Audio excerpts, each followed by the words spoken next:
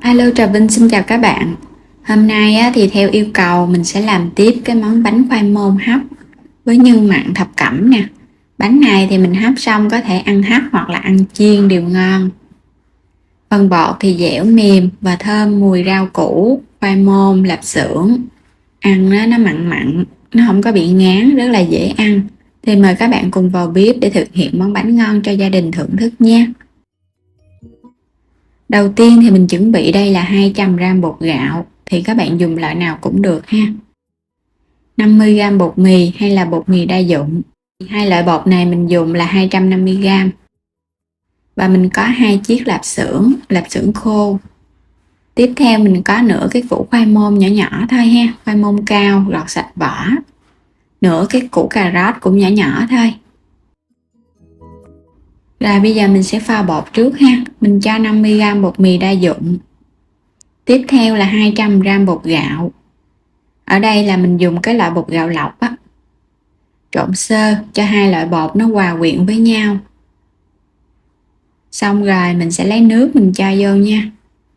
Thì mình dùng đây 250g bột. Cái lượng nước mình cho vào là từ 350 cho đến 400ml nước. Tùy theo cái sở thích, các bạn thích ăn bánh có độ dai nhiều hay là độ mềm nhiều. Ở đây thì mình sẽ cho vào 400ml nước. Trộn rồi cái mình cho vô từ từ để cho phần bột nó nhanh tan á. Các bạn cũng trộn đều vậy nè. Nếu kỹ hơn thì có thể nhồi sơ cho phần bột nó nhanh tan. Thì mình trộn từ từ nó cũng tan. Nếu như mà các bạn thích cái bánh nó dai nhiều thì mình cho 350ml nước thôi. Trộn đều lên thì phần bột của mình nó sẽ có cái dạng lõn lõn vậy nè. Không có đặc ha, mà cũng đừng có quá lỏng. Tại vì cái lượng khoai mình cho vào á là nó vừa bằng với cái lượng bột luôn. Lạp xưởng sẽ cắt ra. Mình sẽ cắt ra từng khúc nhỏ, xong rồi cái mình cắt nhỏ nhỏ lại.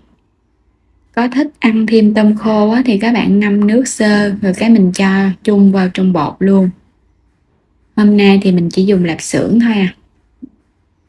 Tại vì trong công thức lần trước mình đã chia sẻ cái cách với tôm khô rồi.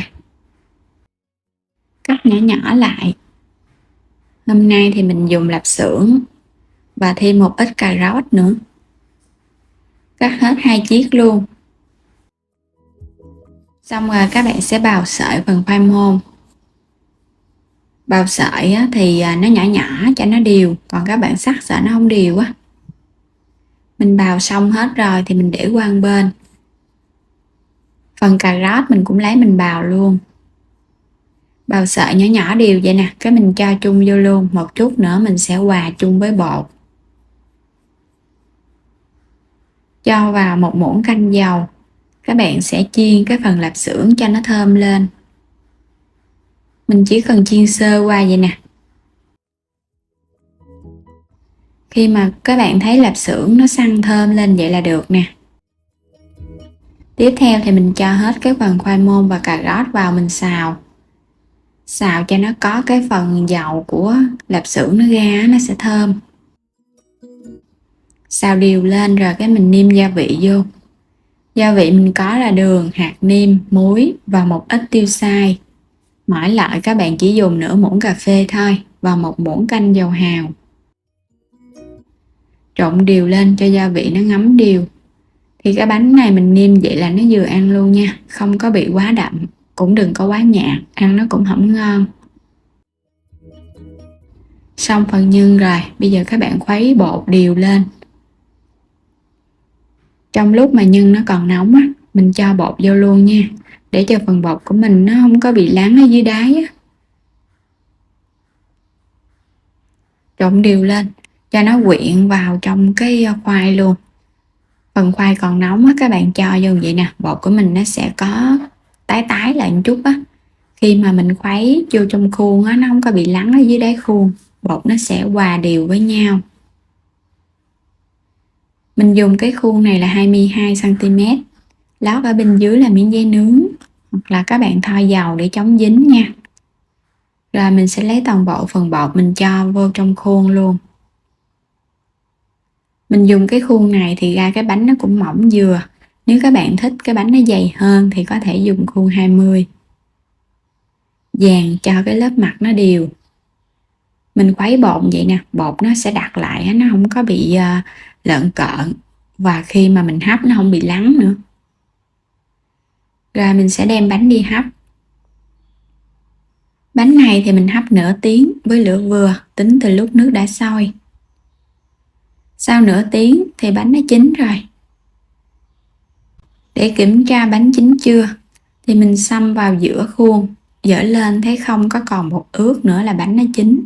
Còn nếu còn bột ướt thì các bạn hấp thêm chút nữa. Bánh chín thì mình để cho khuôn bánh nguội khoảng 1 tiếng đồng hồ mình hãy lấy ra. Như vậy thì bánh nó sẽ tróc khỏi khuôn. Và khi mình ăn nó có cái độ dai ngon hơn khi mà bánh mới vừa hấp xong. Bánh không có bị dính đâu. Mình sẽ úp ra. Rất là dễ dàng luôn. Khuôn bánh khoai môn nhân mặn thập cẩm. Khuôn này mình thấy cái bánh nó vừa luôn nè. Có cái độ dày cũng vừa, không có quá dày mà cũng không có quá mỏng. Có độ dai ngon. Rất là hấp dẫn luôn. Mình cho thêm một ít hành lên trên nữa.